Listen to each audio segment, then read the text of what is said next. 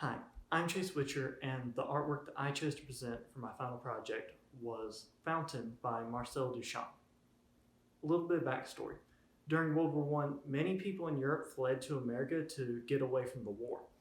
One of these people was Marcel Duchamp, who later became a member of the board for the New York Academy of Design and also a very influential artist in history.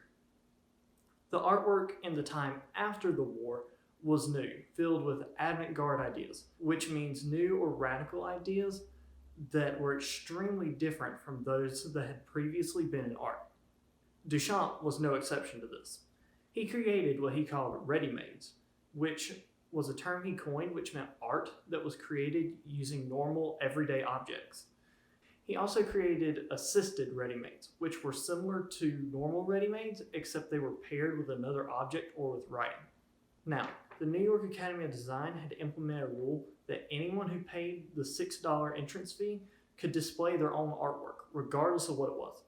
This was a rule that Duchamp pushed for, as earlier in his career he had submitted an artwork titled Nude Descending the Staircase No. 2 to the Salon des Independents in Paris. It was rejected because of its subject matter and its title. Being a member of the board for the Academy in New York, Duchamp wanted to test the board's commitment to this rule.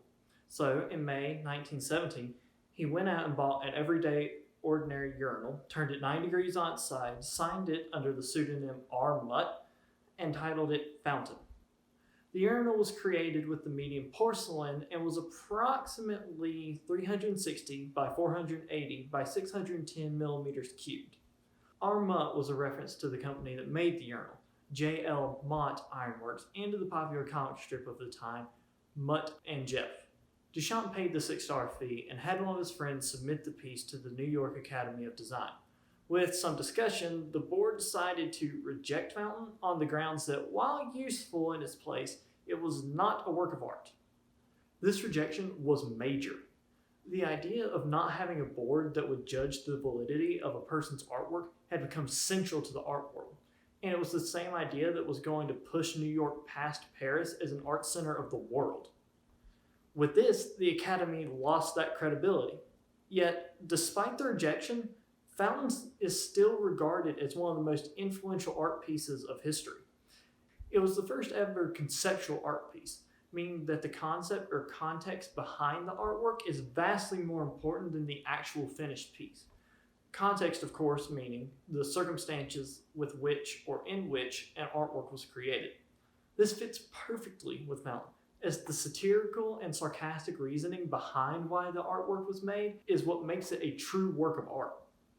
It also leaves most of the interpretation of the artwork up to the viewer themselves, which was something that Duchamp argued for later in his lecture, The Creative Act. He said that creating art is not the job of artists alone, but what the viewer brings to it and how they decipher its meaning. This was very important to his ready-mades, as by turning them a certain way, such as turning the urinal 90 degrees, it forced people to change their perception of the object.